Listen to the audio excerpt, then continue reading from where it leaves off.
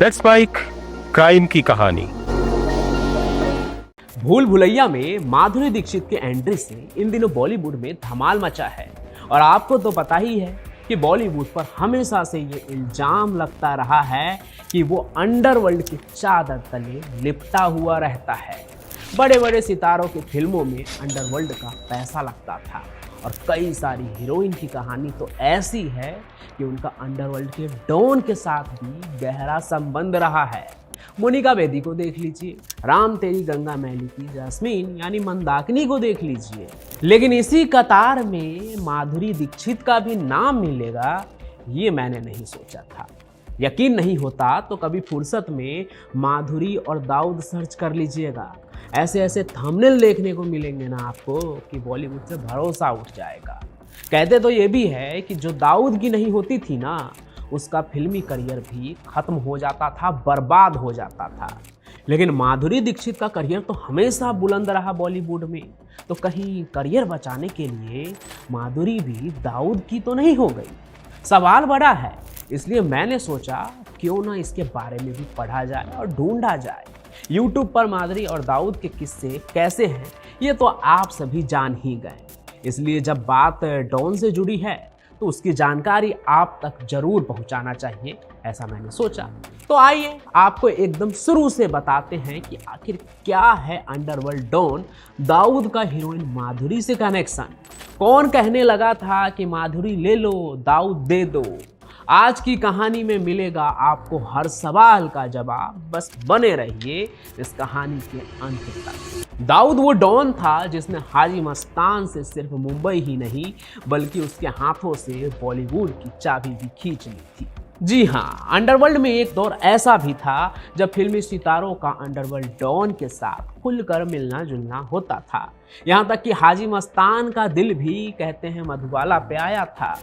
और जो दाऊद हाजी को देखकर ही डॉन बना, भला वो बॉलीवुड से कैसे अछूता रहता। दाऊद की दिलचस्पी दो चीज़ों में बहुत थी, पहला क्रिकेट और दूसरा बॉलीवुड। और क्रिकेट स्टेडियम के अंदर भी फिल्मी हसीना के साथ दाऊद के इश्क के चर्चे तो आम ही हैं। और ये बात भी जग जाहिर है कि जो हीरोइन दाऊद को पसंद आती थी उसकी हाजिरी दुबई के दरबार में भी लग जाती थी। अगर कोई मना कर दे तो उसका करियर बर्बाद हो जाता था। फिर माधुरी दीक्षित के बारे में तो लोग दोनों ही बातें बनाते हैं। पहली बात ये कि उन्होंने दाऊद के इनविटेशन को सीधे तौर पर मना कर दिया। वहीं दूसरी बात ये कि मना करने के बाद जब उनका करियर खतरे में गया तो अंत में उन्हें दाऊद के आगे झुकना ही पड़ा। अब माधुरी दीक्षित दाऊद से दुबई में मिली या नहीं, इस पर तो हम बाद में बात करेंगे। पहले ये समझते हैं कि आखिर धक धक करने वाली माधुरी पर दाऊद का दिल कैसे आया। तो 1980 और 90 के दशक में माधुरी दीक्षित बॉलीवुड की सबसे बड़ी स्टार में से एक बन चुकी थी। इस समय उनकी जो पॉपुलैरिटी है वो कई सितारों को पीछे छोड़ रही थी। एक्ट्रेस में खास करके श्रीदेवी को। माधुरी ने तेजाब, राम लखन, दिल और साजन जैसी ब्लॉकबस्टर फिल्मों में बॉलीवुड में अपनी एक मजबूत पहचान बना ली थी। इसी बीच माधुरी की फिल्म खलनायक ने भी धमाल मचा दिया था। फिर कहते हैं कि माधुरी के इसी सक्सेस और उनकी धक धक वाली अदा पर डॉन का दिल लट्टू हो गया। दाऊद के बारे में ये भी कहते हैं कि वो अक्सर दुबई में पार्टीज ऑर्गेनाइज करता था और वहाँ फिल्मी सितारे भी आते थे, साथ ही वो हीरोइन भी जिस पर दाऊद का दिल आ जाता था।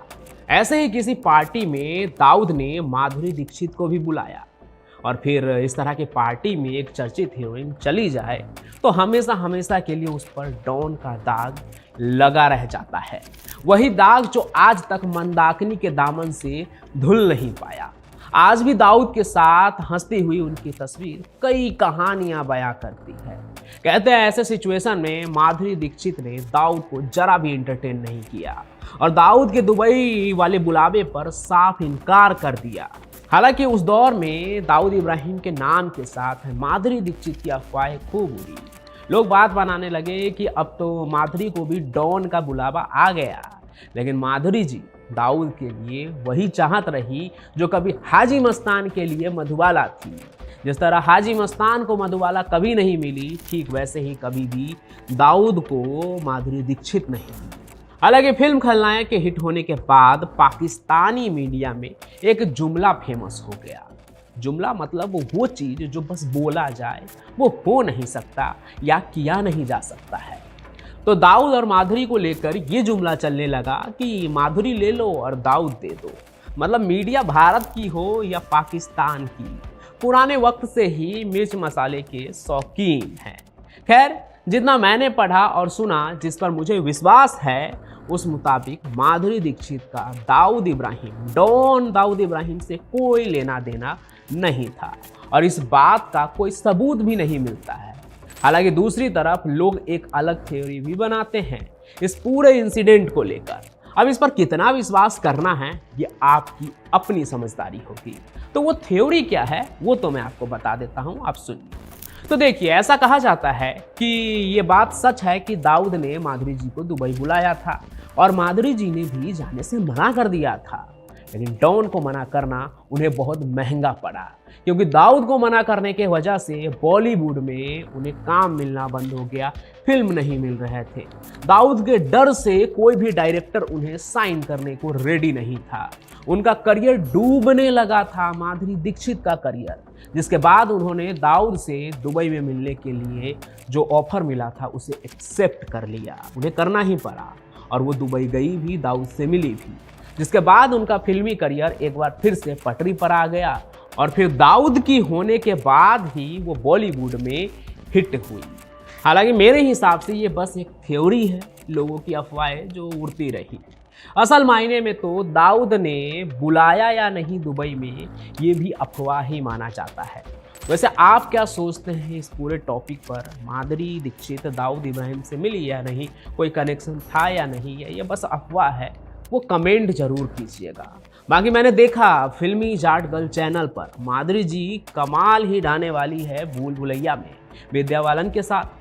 तो सुहानी चिकारा की फिल्मी खबर सुनने के बाद मैं वेट कर रहा हूँ कि कब ये फिल्म थिएटर में आए।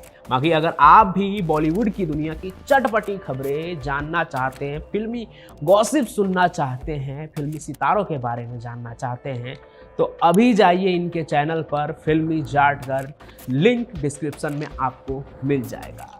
बाकी मेरी कहानी तो आप रोज ही चैनल पर सुनते हैं, पसंद आया तो इसे लाइक कीजिए, ज़्यादा से ज़्यादा शेयर कीजिए। हमारे इस चैनल क्राइम कनेक्ट को भी सब्सक्राइब जरूर कर लीजिए। मैं पंचम प्रकाश अपनी क्राइम की कहानियों के साथ मिलता रहूँगा हर रोज। तब तक के लिए आपका बहुत बहुत धन्यवाद। आप सुन रहे थे let's mind more than radio. Follow कीजिए हमें हमारे सोशल मीडिया प्लेटफॉर्म्स पर।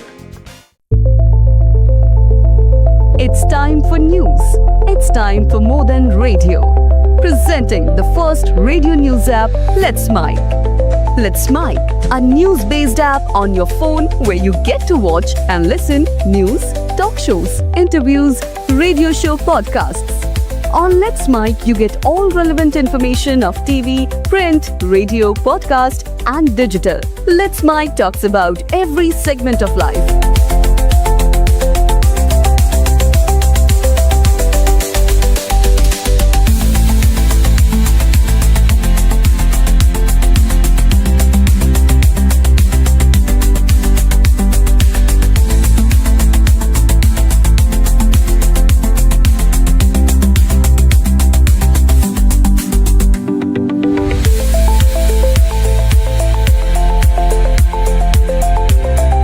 Download the app now from Play Store. Available both on Android and iOS mobile phones.